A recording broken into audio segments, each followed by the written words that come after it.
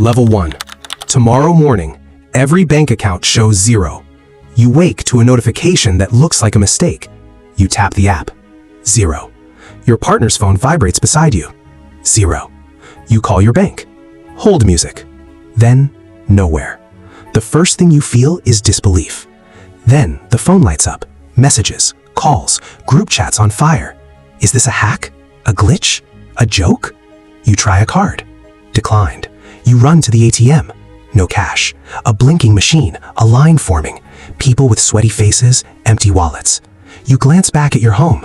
Your fridge hums. Your coffee brews. For a second, nothing else matters. But everything else will. Level 2. What happens first? Panic is efficient. People move fast.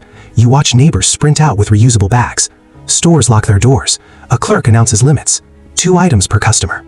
Shelves are already half bare. You push a cart. You panic buy the obvious. Bread, bottled water, baby formula if you have kids. You think about fuel. Gas pumps start rejecting cards. Lines snake down the block. Delivery trucks still on the road, for now. Drivers turn back as highways jam. Supermarkets rely on credit and scheduled restocks. Once the money stops, the schedule unravels. Perishables sit in trucks that can't be processed. A stack of smashed eggs becomes a headline. Level 3. Government response. Sirens become background music. An emergency broadcast interrupts everything.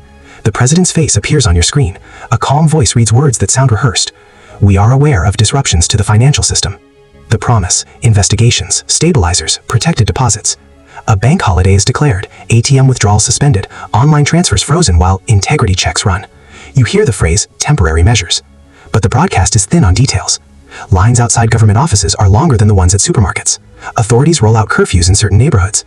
Military convoys appear on the outskirts, silent, purposeful. Checkpoints crop up.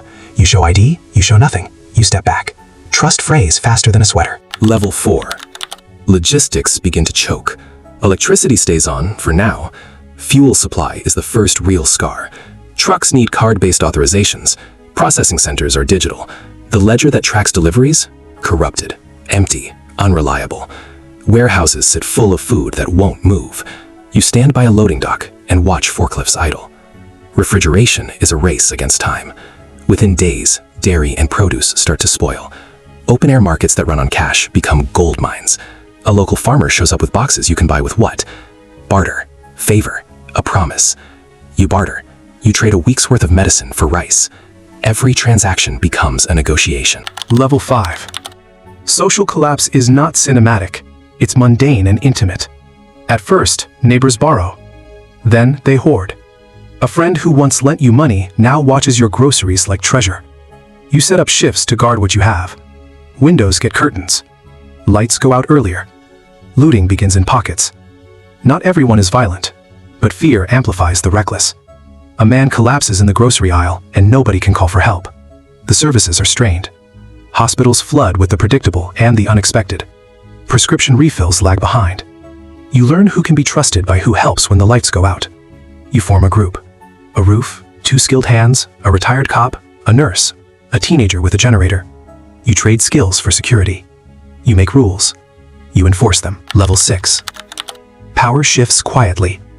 Money was the language. It died overnight. Now value is expressed in calories, glass jars, diesel, and hands that know how to fix things. Old hierarchies scramble.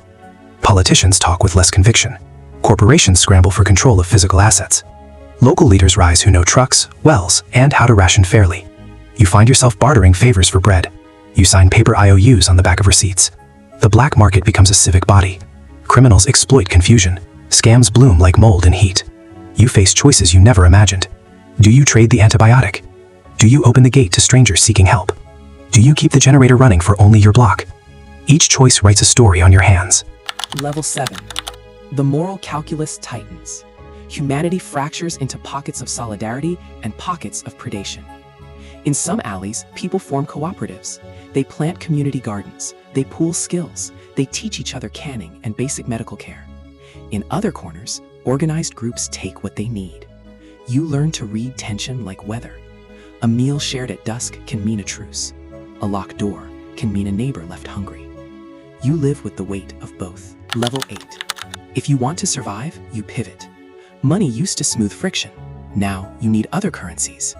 Skill is currency. Trust is currency.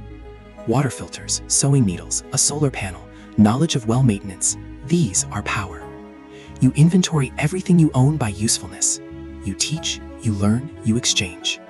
You grow herbs on a windowsill. You keep a few tins and a manual can opener in a hidden box.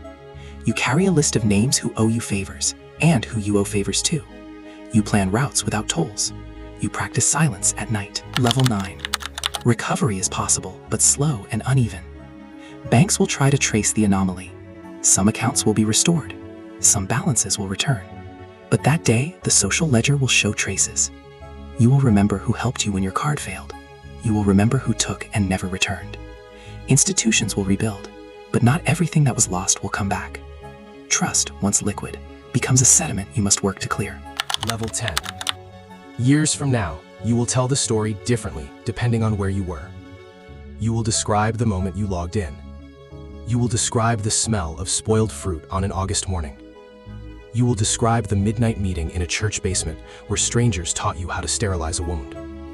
You will describe who you became. Cautious, generous, hardened. And you will ask yourself what value really means. Was money the thing that kept you human, or an excuse not to look at neighbors? When the screens finally show numbers again, you won't return to the exact same world. The ledger may reboot, but the memory of emptiness remains. You carry it like a scar. You wake quicker now. You keep a little cash under a floorboard. You learn to trade for the things machines once did for you. And most dangerous of all, you remember how fragile the systems were. Because in the dark, when the last transaction fails, the only things that endure are hands willing to help and the slow work of rebuilding trust. You will either learn to form those hands, or you will learn to survive without them.